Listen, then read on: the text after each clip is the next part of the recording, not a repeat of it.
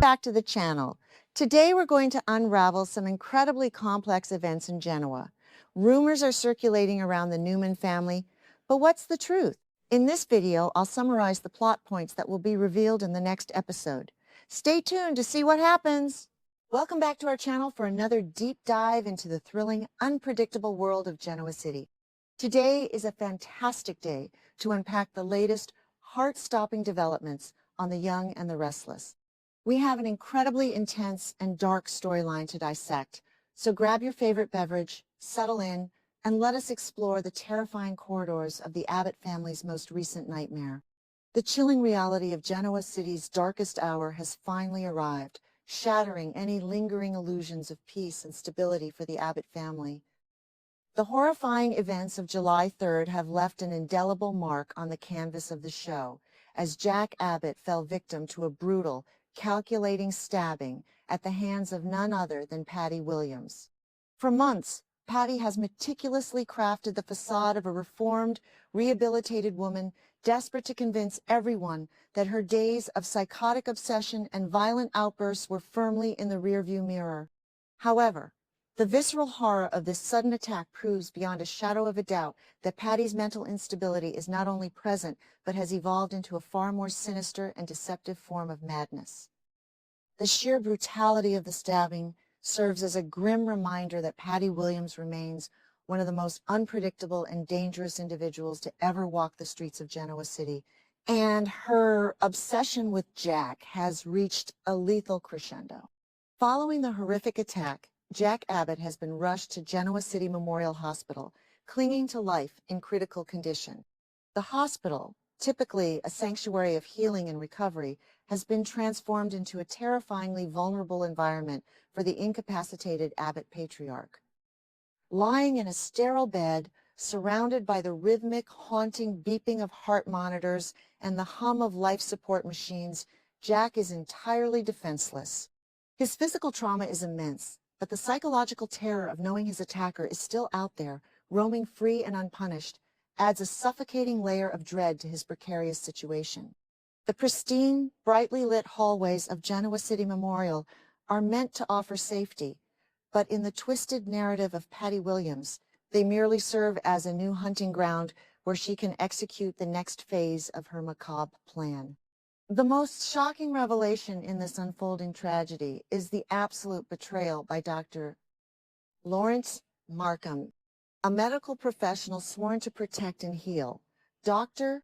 Markham has been unmasked as the ultimate mastermind and willing accomplice to Patty's dark conspiracies. It was Markham who officially signed off on Patty's fraudulent rehabilitation, using his esteemed medical credentials to provide her with the perfect cover story. Rather than treating her severe psychiatric issues, Markham has weaponized them, operating in the shadows to facilitate her evil plots. This symbiotic, malevolent relationship between a sadistic doctor and his deeply disturbed patient represents a profound violation of trust. Markham's complicity reveals a terrifying depth to the conspiracy, proving that Patty is not merely acting on impulsive delusions, but is part of a highly organized, calculated effort to dismantle the Abbott family from the inside out. Armed with Dr. Markham's protection and her own cunning intellect, Patty executes a chillingly bold maneuver by disguising herself as a hospital employee. The visual of Patty donning a nurse's uniform or hospital scrubs is pure psychological terror. She utilizes this brilliant disguise to slip through the hospital corridors completely undetected, blending seamlessly into the background of the bustling medical facility. The sheer suspense of Patty walking right past security cameras, oblivious doctors, and even Jack's own family members with a calm, collected demeanor highlights the predatory nature of her current state. She is a wolf in sheep's clothing, manipulating the inherent trust people place in healthcare workers to gain unfettered access to her most coveted and vulnerable prize. As we look ahead to the gripping spoilers for the week of July 6 to July 10, the narrative promises an explosive and highly anticipated confrontation between Patty Williams and Diane Jenkins Abbott. The historical animosity between these two women is legendary, fueled by decades of jealousy, rivalry, and a shared, obsessive love for Jack. However, this time, the dynamics have drastically shifted. Patty, operating with the cold precision of a predator, manages to confront Diane and shockingly gains the upper hand. Utilizing the element of surprise and the sheer, unadulterated force of her lunacy, Patty systematically dismantles Diane's defenses, proving that her madness is a weapon far more potent than Diane's traditional corporate and social manipulations. The consequences of this confrontation are devastating for Diane. Patty's overarching goal is to completely neutralize her rival, removing her from the board so she can have Jack all to herself. The spoilers strongly suggest that Patty will find a sinister method to incapacitate Diane, potentially manipulating the situation to have Diane committed to a psychiatric facility. There is a dark, twisted irony in Patty, the truly unhinged and homicidal individual in this scenario, orchestrating the institutionalization of Diane. With the backing of the corrupt doctor, Markham, Patty has the medical authority on her side to fabricate a narrative of Diane's mental collapse, leaving Diane utterly helpless and trapped in a nightmare of Patty's making, while the true culprit roams free. With Diane successfully neutralized and out of the picture, Patty utilizes her nurse disguise to slip into Jack's hospital room, setting the stage for a terrifying bedside encounter. Jack, slowly emerging from a medically induced haze, is greeted not by the comforting face of a loved one, but by the chilling visage of the woman who plunged a knife into him. The psychological warfare in this confined space is palpable. As Jack looks into Patty's eyes, the horrifying reality of his situation dawns on him. He recognizes the absolute, unyielding insanity he is dealing with. He is physically broken, tethered to machines, and entirely at the mercy of a woman whose grip on reality has completely shattered, yet who possesses the cunning intelligence to infiltrate his supposed safe haven. It is in this suffocating atmosphere that Patty delivers her twisted demands. She is desperately, delusionally clinging to the meticulously crafted image of the changed woman she has presented to Genoa City. To preserve this fragile facade, she resorts to vicious blackmail, exerting immense psychological pressure on the weakened Jack. Patty demands absolute secrecy, insisting that Jack must never reveal her identity as his attacker to the police or his family. In her fractured mind, she genuinely believes they can still have a beautiful future together, provided this minor indiscretion of attempted murder is swept under the rug.